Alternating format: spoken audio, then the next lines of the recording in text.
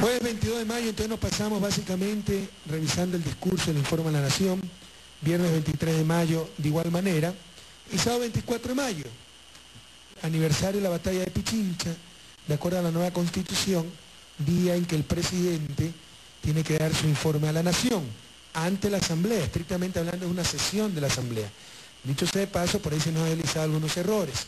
Ese mismo día es, por ejemplo, la jura de la bandera en los colegios del país, al menos régimen Sierra. Me parece que eso solo está por acuerdo ministerial. Así que habría que revisar eso, señor ministro de Educación, para ver si la jura de la bandera, como era antes, vuelve a ser, me parece, en febrero, en el Día de la Bandera, y no el mismo 24 de mayo que se cruza todo. Me parece que estos son dos regímenes, no Costa y Sierra, ¿no? Pero el uno era febrero, el otro septiembre, me parece. Porque aquí se nos complica que todo sea el sábado, el 24 de mayo. Pero bueno, empezamos el día con una actividad para mí muy sentida, ¿no? Que no la hacemos todos los años, yo pedí hacerla este año. Llevar una ofrenda floral a la tumba del gran mariscal de Ayacucho, Antonio José de Sucre. Ustedes saben que Antonio José de Sucre fue de Cumaná, una ciudad venezolana, pero es realmente la patria grande. Y él pidió ser enterrado en esta ciudad donde forjó su familia, ¿no? Con su esposa, su hijo pequeño, lo dejó muy pequeño cuando fue asesinado su esposa, la marquesa de Solanda. Y realmente Sucre fue un ser humano extraordinario, ¿no? Para que vean, queridos jóvenes, ¿no? Lo importante es vivir como canta Alberto Cortés y no perdurar. Se puede tener una vida muy corta, pero muy trascendente. Sucre murió a los 35 años y ya había sido presidente de Bolivia, presidente del Congreso Perú, me parece, el mejor general de Bolívar, había liberado al Ecuador en la batalla de Pichincha. Todo eso antes de los 35 años. En todo caso fue un extraordinario ser humano. Igual de magnánimo en la victoria y en la derrota. Cuando derrota a sus ex compañeros de armas en la batalla de Tarqui, exige exactamente lo mismo que les había exigido antes de la batalla, porque se reunieron para tratar de evitar la batalla. Me parece que se reunieron Saraguro, no recuerdo exactamente, ¿no? El Alzheimer, ya, la vejentud, no me acuerdo las cosas muy bien. Pero, si me pueden verificar, por favor. Se reunieron antes y les digo, miren, ustedes tienen que retroceder aquí, esto no puede pasar. No, vamos a la batalla. Fueron a la batalla, venció y les exigió exactamente lo mismo que antes de la batalla. Ese es el gran Sucre, ¿no? Un alma magnánima, un ser humano extraordinario, a tal punto que cuando Bolívar supo del asesinato de Sucre, dijo, han matado a la Abel de América. Entonces para mí es muy importante reconocer en este 24 de mayo, pues, la valía de ese extraordinario ser humano, Antonio José de Sucre. Luego de esto, pues salimos hacia la Asamblea Nacional para dar el informe a la Nación, ¿eh? Y tenemos que mejorar el nivel de periodismo. Ese vehículo en el que voy es un vehículo moderno, es un Tiuna venezolano, que nos lo donó el comandante Chávez, nos dio dos, es de producción venezolana. En el propio diario El Telégrafo decían que Correa había ido en un Hammer que había peleado, había sido utilizado en la guerra del Cenepa. ¿De dónde sacaron eso? Es una barbaridad, pero es terrible que se digan esas cosas, y en el diario El Telégrafo. Entonces, compañeros del diario El Telégrafo, ustedes deben ser sinónimo de transparencia, de excelencia, de calidad periodística. No pueden cometer esos errores. Un error inocuo, no se le ha hecho daño a nadie, pero nos demuestra que hay fallas, ¿no?, en la labor periodística. Entonces fuimos a la asamblea, donde pues en un marco extraordinario de gente y también la asamblea muy bellamente adornada, un acto musical precioso. Y hablando de acto musical, hoy día noche es el concierto de Fito Páez. A las 2 de la tarde también, a las 2 es que juega la selección, ¿no?, contra México. Mucha suerte, muchachos. Vimos el discurso, ahí está Fito Páez.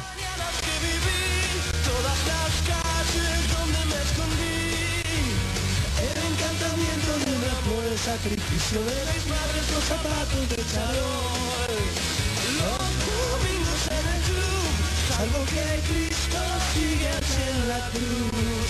La columna de la catedral y la tribuna grita gol el lunes por la capital. Todos y todos esos músicos extraordinarios, ¿eh? Ya les voy a contar, ayer tuvimos una reunión maravillosa. A los 20 años ya tocaba con Charly García, ¿no? Una maravilla. Bueno, Informa Nación, recuerden, es una sesión de la Asamblea, es una Asamblea Nacional. Abrió la sesión pues nuestra queridísima presidenta de la Asamblea, Gabriela Rivadeneira, como siempre, con este extraordinario discurso. Como este es un trabajo en equipo, yo di mi intervención, la primera parte, normalmente hablo cosas conceptuales, viene el informe de los ministros coordinadores, algunos yo veía las críticas, ¿no? Gente que solo busca criticar y habla tontería, ¿no?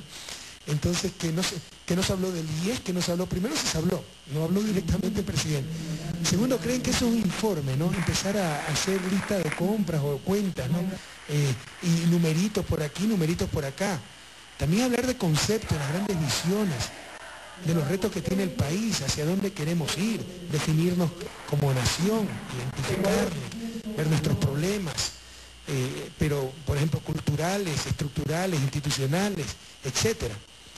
Créanme que lo más sencillo, y sinceramente lo que menos me gusta hacer, es hablar de cifras y que cuánto se dio a los municipios y que para las universidades, y eso lo hacen los ministros coordinadores, porque además somos un equipo de trabajo. Te dieron su informe también los 6 ministros coordinadores, dio su informe el vicepresidente de la República, que está encargado de sectores estratégicos y sector producción, y dio su informe el canciller de la República, que obviamente está encargado de las relaciones internacionales. Aquí tenemos pues que recibir el extracto de algunos discursos, porque hubo en total, serían 10 discursos con el de Gabriela. Entonces empecemos con el muy bello discurso de nuestra joven presidenta de la Asamblea Nacional, nuestra compañera Gabriela Rivadeneira. Adelante. Hoy somos un pueblo donde manda la gran mayoría, y esta gran mayoría ha elegido tomar sus propias decisiones. La revolución ciudadana es integral. Hemos visto grandes obras por todo el Ecuador que están beneficiando a todos por igual, propiciando cambios sustanciales en la vida de cada uno de nosotros. Revolucionar es soñar, pero también es despertar para trabajar incansablemente. Es cambiar todo lo que tiene que ser cambiado. Es luchar con audacia, inteligencia y realismo. Mucho más ahora que existen grupos nacionales e internacionales que de forma permanente buscan motivos y espacios para desestabilizar al país. Es ante estas amenazas que debemos mantenernos, pueblo ecuatoriano, hoy más unidos, organizados y en permanente movilización para no dejarnos sorprender. Y a este pueblo, a este gran pueblo ecuatoriano que ha confiado en todo este equipo de trabajo de la Revolución Ciudadana, decirles que no los hemos defraudado y no vamos a defraudar, porque son ustedes nuestro motivo principal para seguir adelante.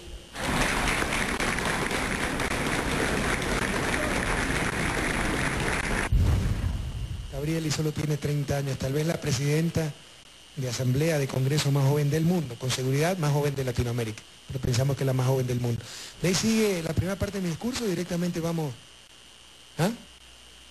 pongamos la primera parte, el extracto de la primera parte de lo que yo hablé, viene el vice, viene el ministro coordinador y después ponemos la segunda parte, que fue la que más le dolió a los sufridores, ¿verdad?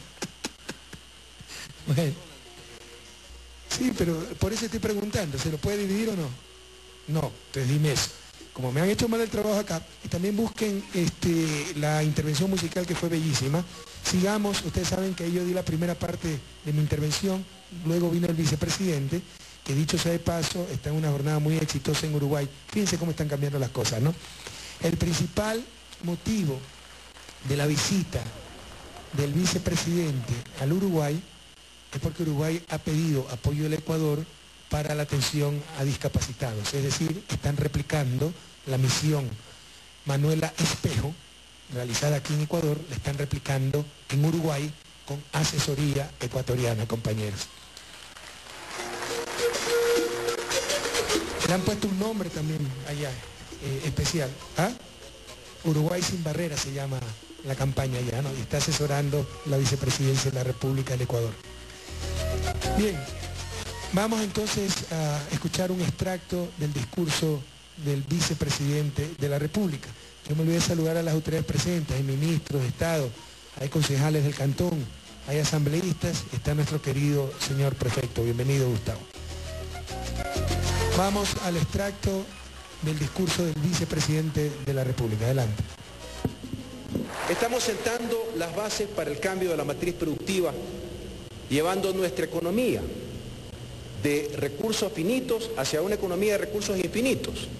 Hoy estamos construyendo la economía post-petrolera, la economía del conocimiento y del talento humano. Cambiar la matriz productiva significa generar empleos de calidad, erradicar definitivamente la pobreza, alcanzar el buen vivir para todos los ecuatorianos y las ecuatorianas. Es claro que estamos fortaleciendo la producción, la productividad, tema pendiente. La calidad de las exportaciones de estos productos tradicionales tiene que seguir superándose. Sin embargo, es claro que debemos producir más y mejor. La revolución es para los emprendedores que asumen esos riesgos. Compartimos el riesgo con los empresarios comprometidos para juntos consolidar este milagro ecuatoriano. Estamos impulsando un plan de renovación del talento humano y de cambio generacional en nuestras empresas públicas.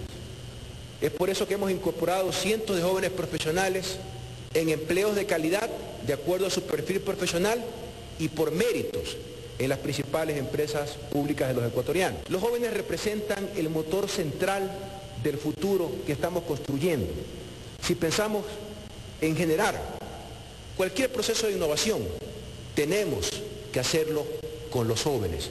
Esta generación del conocimiento es la que dará el salto al desarrollo de las ideas, la innovación, el emprendimiento. Son ellos, los jóvenes, quienes nos darán nuestra segunda, irreversible y definitiva independencia. El cambio de la matriz productiva es para los trabajadores, es para los agricultores, es para los jóvenes estudiantes, es para las universidades, es para los empresarios, es para los inversionistas, es para los actores de la economía popular y solidaria. Esta revolución no se detiene. Para eso nos eligió el pueblo ecuatoriano. Nunca será suficiente hasta alcanzar el buen vivir de cada ecuatoriano en el último rincón de la patria. Cosas muy importantes, vicepresidente. Y característica de la revolución. Mientras uno solo habla, nosotros hacemos. ¿Se acuerdan cuando hablaban tanto de la inseguridad? Y no proponían absolutamente nada. Nosotros llamamos una consulta popular para reformar el sistema de justicia porque detectamos que ahí estaba el problema, nos liberaban a todos los delincuentes. Irresponsablemente esos mismos que se quejaban de la inseguridad para hacerle daño al gobierno sin importar destruir al país, promovieron el no, fueron derrotados contundentemente en las urnas y ahora, por ejemplo, con la nueva justicia, ¿no? Ya nuevamente ya no hay caducidades de prisión preventiva, las unidades de flagrancia pueden jugar en 48 horas, ya se ven los resultados, ya vamos a ver eso, hay un decrecimiento claro de la inmensa mayoría de delitos. Y acá lo mismo, hay gente que cree que tirando piedra vamos a superar la economía extractivista, gritando, quemando llantas, y mientras se pasan en su bla bla, como lo dijo el vicepresidente, ya estamos trabajando para esa economía postpetrolera, no con charlatanería, sino con los miles de becas para nuestros jóvenes, creando una economía de conocimiento, diversificando la matriz productiva, diversificando la matriz energética, con esas 8 hidroeléctricas que en 2016 nos van a permitir un cambio estructural histórico en la economía ecuatoriana, porque por primera vez en la historia vamos a ser exportadores de servicios, ya no bananos, ya no bienes primarios, servicios, y en este caso servicios energéticos, que lo que dijo el vicepresidente es sumamente importante. Y vamos a hablar, la oposición y la prensa corrupta tiene una obsesión con los jacuzzi. Ahora resulta que el vice ha mandado a comprar un jacuzzi. Eso es mentira, compañera, ya se lo vamos a demostrar. Como dijeron que en el avión había un jacuzzi, ¿no? Nosotros entramos en el avión mientras el jacuzzi. Y lo que no dicen es que yo sí encontré un jacuzzi en la residencia presidencial. Y como eso me parece, pues, una opulencia indebida en el medio ecuatoriano, además un desperdicio de agua, lo mandamos a sacar, pero eso no lo dicen, ¿no? En todo caso, no es que compramos jacuzzi, nos deshacemos de los jacuzzi que compraron otros.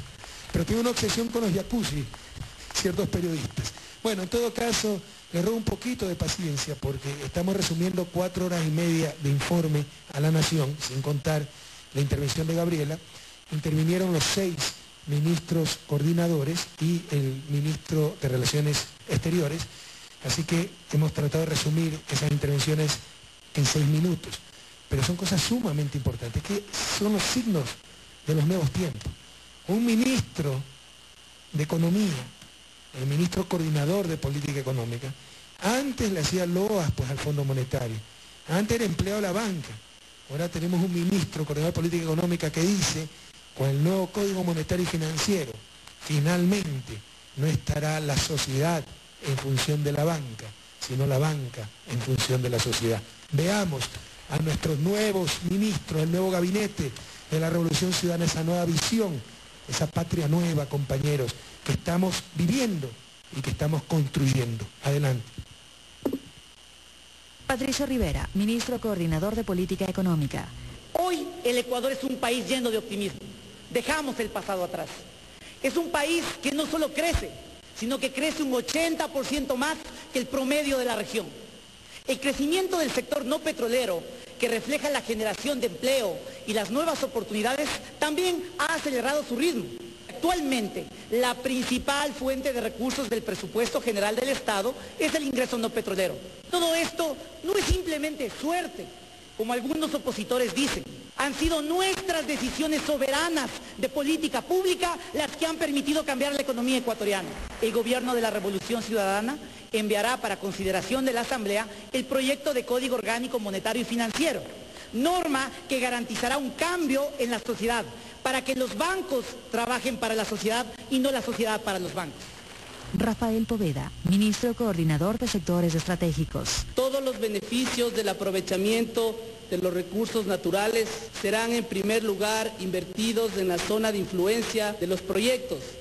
Hoy el petróleo y la minería transforman la vida de los ecuatorianos. 8 hidroeléctricas están en ejecución, todas avanzan de manera planificada y entrarán en operación en el 2014, en el 2015 y en el 2016.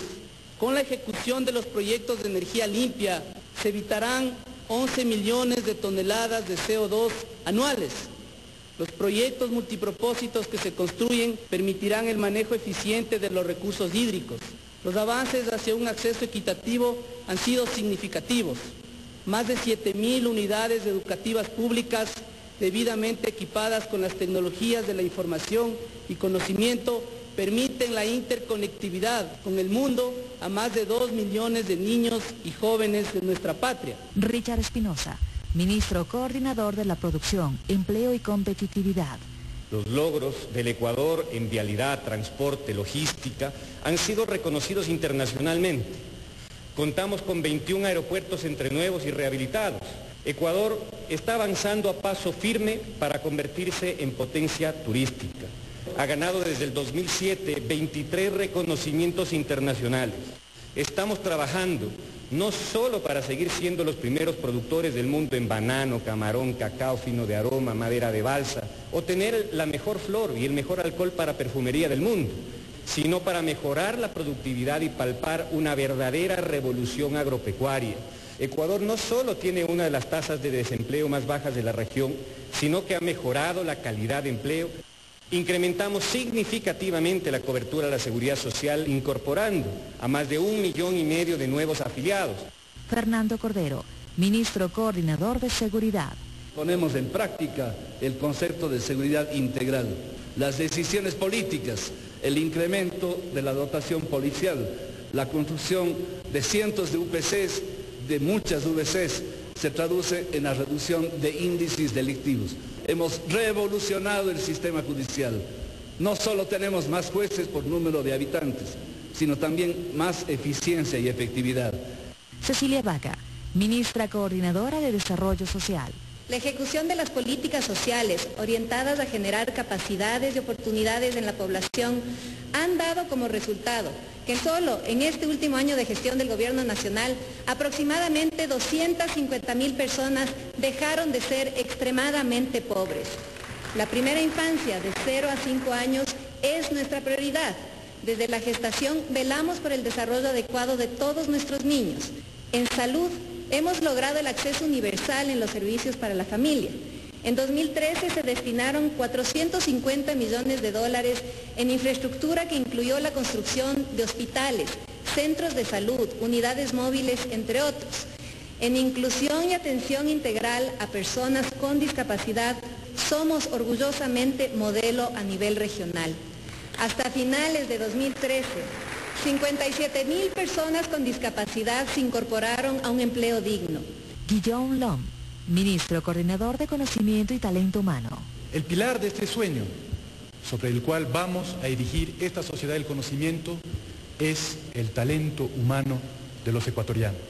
Por eso es que en estos 7 años de gobierno le hemos dado tanta importancia a la educación, buscando siempre ampliar la cobertura, incluir a los excluidos y fortalecer la educación pública. Tenemos cerca de 3,5 millones de estudiantes en el sistema público. Esto se debe a las grandes inversiones públicas realizadas a través de la construcción y repotenciación de unidades educativas, incluyendo las 31 unidades del Milenio ya en funcionamiento. La transformación de la educación superior en el Ecuador es sin duda uno de los grandes ejes de la revolución ciudadana. Hoy, el 27% de los jóvenes del quintil más pobre asisten a la educación superior. Estamos absolutamente comprometidos en hacer de las 4 nuevas universidades, Yacha, Iquiam, Huartes y UNAE, centros mundiales del saber. Ricardo Patiño, ministro de Relaciones Exteriores y Movilidad Humana del Ecuador. La reciente firma, en marzo, del Tratado de Delimitación Marítima con Costa Rica selló definitivamente las fronteras de nuestro territorio, poniendo fin a toda una larga etapa de indefiniciones y disputas, y se convirtió en una contribución fundamental para la paz y la amistad entre el Ecuador y sus vecinos.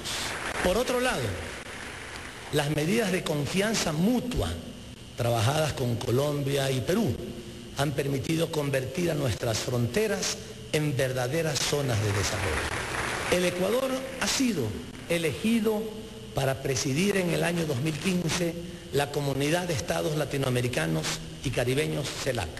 No solo esto, el Ecuador también el año que pasó fue elegido como sede de la próxima cumbre de jefes de Estado de Sudamérica y África, que se celebrará en el año 2016.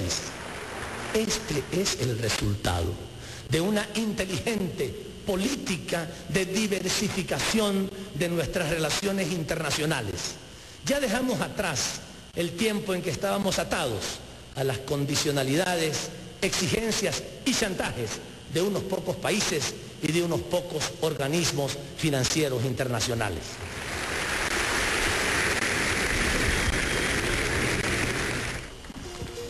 Bien, y lamentablemente tendrán que soportar pues el resumen de mi discurso. Les pedí que lo hagan lo más corto posible, pero aquí veo que es 5 minutos 50, hablé casi 2 horas y media.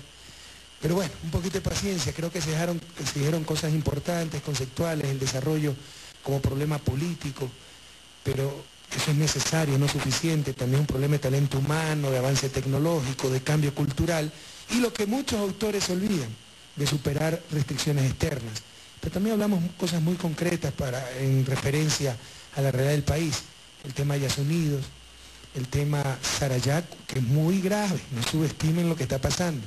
Eso no es un caso aislado, es visión de cierta dirigencia indígena. Y por supuesto, mi decisión, después de una profunda reflexión y meditación, de apoyar esa enmienda constitucional para la reelección indefinida. Ustedes pueden estar seguros que no busco nada para mí, compañeros, todo por ustedes. Pero vamos a ampliar nuestro análisis al respecto. Escuchemos, por favor, un resumen de la intervención del presidente de la República en el informe La Nación el pasado 24 de mayo. Adelante.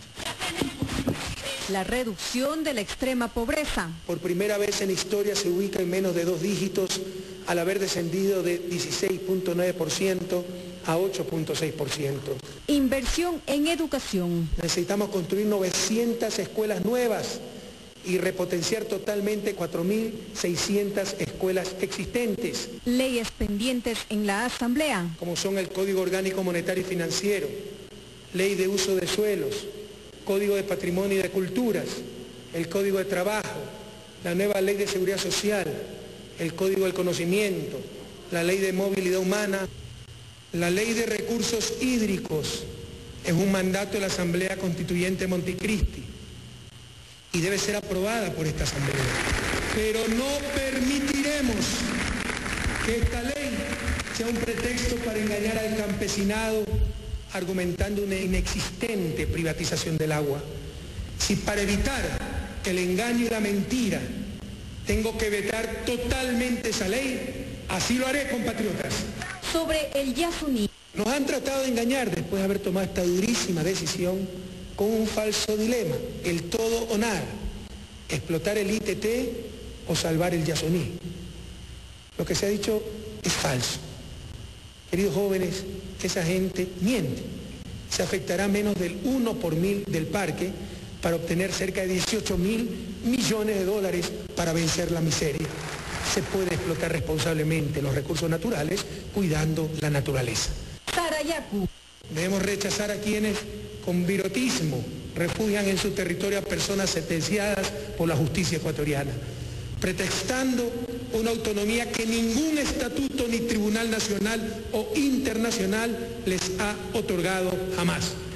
Fue notorio que en Sarayaco operan grupos armados que no están amparados de ninguna forma en las costumbres indígenas y que abiertamente daban protección a los fugitivos, utilizando uniformes militares, además de que, como ellos mismos manifestaron, organizar anillos de seguridad para impedir el ingreso de la fuerza pública. Malinterpretando el Estado plurinacional, se pretende que en el Ecuador coexistan territorios independientes del Estado nacional. Y la situación con la Convemar. El proyecto de delimitación de los espacios marinos contempla la ejecución de los estudios para demostrar la extensión de nuestra plataforma continental y con ello, esto es muy importante, Ecuador, y con ello en el marco de la Convemar incrementar al menos 100.000 kilómetros cuadrados de superficie marítima en el lado de la cordillera de Carnegie y otros 100.000 kilómetros cuadrados en el sector de las cordilleras de Colón y Cocos. Este proyecto es uno de los más importantes de la historia del Ecuador. Escúcheme bien, pueblo ecuatoriano, que se registren estas palabras para el futuro, para la historia. El futuro del país está en el mar. Enmienda a la Constitución. Ecuador sigue en lucha entre la revolución ciudadana y la restauración conservadora que se está gestando en el país y en toda Latinoamérica. Tenemos que seguir ajustando nuestras instituciones a la nueva realidad y no dar paso al retorno del dominio de las élites. Alianza País, en su cuarta convención realizada el 1 de mayo en la ciudad de Esmeraldas, resolvió pedir a nuestro bloque de asambleístas enmendar la Constitución para la reelección presidencial.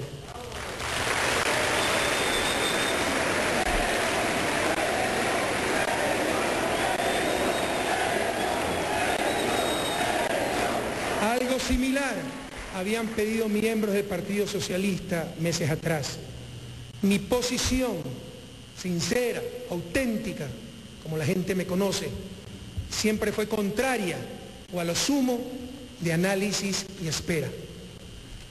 Después de una profunda reflexión y teniendo claro que algunas veces tan solo puede elegirse el mal menor, pues insisto, creo en la estabilidad de las instituciones, he decidido apoyar estas iniciativas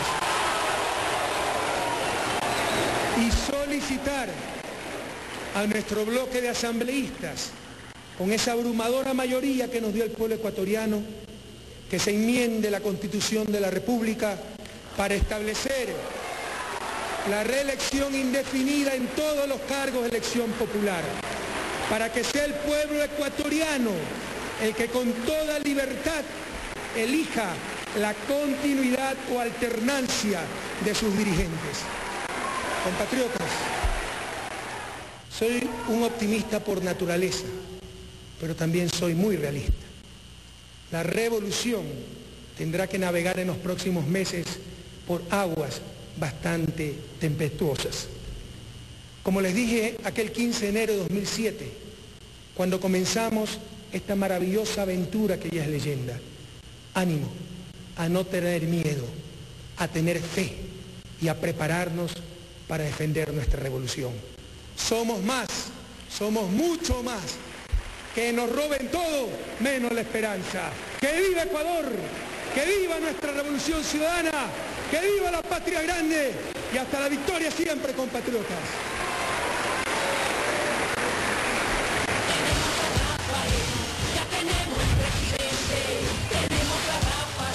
Si ustedes se emocionan viendo el video, imagínense ese momento allá en vivo, ¿no? Fue algo muy profundo, muy intenso. Entonces, compañeros, quiero ampliar un poquito más esta decisión histórica. El problema no es recién definida eso que, en las democracias, la alternancia, ese es el discurso burgués que ni los mismos pelucones se lo creen, ¿verdad? La alternancia es la de decir el pueblo en las urnas. Acabamos de tener elecciones de alcaldes, 70% de los alcaldes que se lanzaron a la reelección no fueron reelectos. Entonces eso son mitos, son las tonterías de la oligarquía. Si tuviera un gobierno de derecha, de la Gallada, ahí sí, reelección indefinida, y popular, por supuesto, ¿no? Ahí sí promovería reelección indefinida. Ese no es el problema, el concepto de reelección indefinida, porque eso lo decide el pueblo en las urnas. Que los demás países no tienen. Miren la inconsistencia, por ejemplo, en Estados Unidos. Tienen reelección indefinida para gobernadores, senadores, congresistas, menos para presidentes, que lo tenían hasta la Segunda Guerra Mundial, cuando Franklin Delano Roosevelt le ganó 4 elecciones consecutivas. Entonces, ¿qué pasa? Los ambiciosos del Partido Demócrata decían, no nos dio espacio. Y los republicanos nos ganó todo y se pusieron de acuerdo para que no haya solo una reelección presidencial. Es lo que se llama el pacto oligárquico. Pero de ahí para abajo, todo es reelección indefinida. ¿Qué sentido tiene eso? ¿Qué sentido tiene limitar la reelección del presidente y gobernadores, congresistas, senadores, eso sí tienen reelección ilimitada? No es consistente. Eso fue un pacto oligárquico para que a todos les toque en su momento, ¿verdad? La cereza del pastel, la presidencia. El pueblo decide en las urnas, que hay mayor libertad, que no haya restricciones de ninguna manera para que el pueblo en las urnas elija a quien quiera. El problema sí es enmendar la Constitución, que nosotros mismos hicimos. Es decir, si es el principio se hubiera puesto reelección indefinida no habría ningún problema. Pero no la pusimos. En todo caso siempre dijimos, ¿no? O sea, no es que está grabada en piedra esa Constitución, se pueden haber cometido errores y de hecho se han deslizado algunos errores de redacción, etcétera. Cambian las realidades como efectivamente está pasando, ¿no? Y es por eso que decidí, en lo personal, porque ya lo había decidido Alianza País, yo no me había manifestado al respecto, apoyar esa reelección, que no significa que me voy a lanzar la reelección, por si acaso. Significa que se deja abierta la puerta para tener más opciones y que sufran más los sufridores, ¿verdad? Pero en todo caso, compañeros, ¿por qué esta decisión? Las circunstancias han cambiado, no nos engañemos, lo que dije al final, yo no soy tremendista, no me gusta jugar a la víctima, soy muy objetivo, soy optimista, pero realista. Vendrán tiempos difíciles, hay una restauración conservadora. ¿Qué significa esto? Que ya esas fuerzas de derecha, esas fuerzas retrógradas, que estaban aturdidas, desconcertadas, dispersas, ya se han unido nuevamente, con estrategias de poder, con instrumentos poderosísimos. Por ejemplo, la prensa está peor que nunca, desinformando. O sea, si los jueces no hacen lo que ellos quieren, ellos exculpan en los tribunales, y si el juez no cumple con eso, es que es un corrupto y la justicia ya no es independiente. Si le faltan 200.000 firmas de Estados Unidos, el Consejo Nacional Electoral hizo fraude porque lo maneja Correa. Y nos lo repiten una y otra vez, y hay gente que se cree esas cosas, pero no solo a nivel nacional, es a nivel internacional. Fíjense lo que está pasando en América, fíjense el resultado de las elecciones en Colombia, fíjense la Alianza del Pacífico. No son cosas fortuitas, compañeros. Cuando nuestro queridísimo amigo, comandante Hugo Chávez Frías, ganó las elecciones del 98, cogió absolutamente descuidada la derecha nacional, regional e internacional. Luego, con la venida de tantos gobiernos progresistas, Evo Morales, Lula da Silva, Tabaré Vázquez en Uruguay, Néstor Kirchner en Argentina, ¿ya? Y la debacle del neoliberalismo, la derecha quedó totalmente desconcertada, aturdida. Más aún, hasta el 2008 teníamos a Bush en los Estados Unidos que nos hacía un favor cada vez que hablaba, ¿verdad? Era el mejor elector de los gobiernos progresistas. Pero ese tiempo ya pasó el aturdimiento de la derecha nacional e internacional. Y no son tontos, ¿no? Ya se han rearmado, se han organizado. Fíjense, en las últimas elecciones del 23 de febrero ganamos por todos los indicadores, número de votos, número de alcaldías, número de prefecturas, número de concejales, pero tuvimos fuertes reveses en bastiones de la Revolución Ciudadana como Quito. Y ahí tuvieron una gran participación los medios de comunicación, como en Cuenca, como en Guayaquil, donde desde mucho antes trataban de destruir a nuestros candidatos y promover los candidatos de su simpatía. Y todavía esa gente, esos medios ya no quitan y ponen presidente, al menos este presidente, pero sí pueden hacer daño. Hay toda una restauración conservadora. Fíjense cómo a Venezuela la tienen en jaque. Desestabilizan a Venezuela. Y los próximos, no se engañen, somos nosotros. Somos demasiado peligrosos, porque este tal vez es el modelo de izquierda más exitoso, no solo regionalmente, sino mundialmente. La revolución ciudadana es demasiado peligrosa, porque otros pueblos la van a exigir, como ya lo están exigiendo. Nos van a dar con todo, compañeros. Ya se quiere armar de nuevamente el municipalismo, como yo encontré en el 2007, donde no había prácticamente Estado central y todo se manejaba en el municipio de Guayaquil, en base al poder político, al chantaje, etc. Con la revolución se les acabó la fiesta, pero ya están tratando de rearmar de nuevo ese municipalismo con la impúdica, indecente complicidad de la prensa corrupta de siempre. Frente a estas situaciones, algunas veces hay que elegir el mal menor nada más, ¿no? Y el mal menor es la enmienda constitucional. Compañeros, no significa que yo me vaya a lanzar a reelección, ese sería el último de los recursos. Ya la prensa está posicionando que esto significa que no hay liderazgo en Alianza País. Claro que tenemos liderazgo. La cuestión es qué liderazgo puede franquear ese cerco pues, que pone la prensa para destruir cualquier candidatura de la revolución ciudadana. Claro que hay que liderazgo, pero yo ya pude superar ese cerco.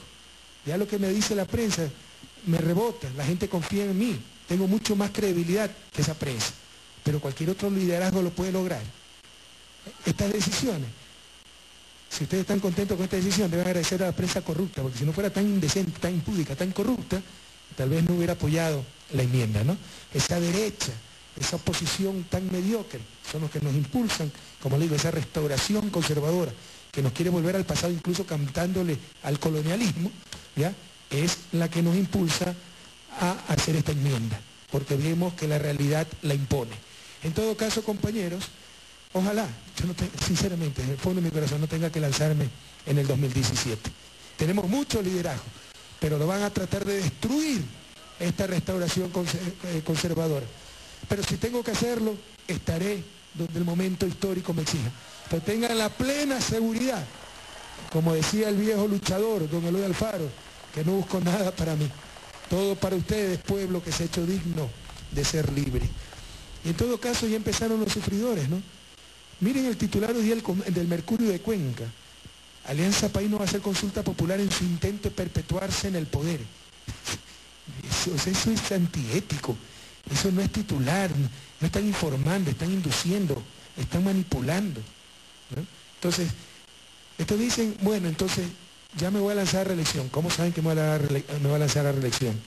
Si me lanzo a la reelección, ¿cómo saben que voy a ganar? Y si gano, ¿acaso eso no es la voluntad del pueblo ecuatoriano? Que le quieren impedir al pueblo ecuatoriano que elija libremente. No sean mediocres, a no lloriquear y a vencernos en las urnas en el 2017, si pueden, señores.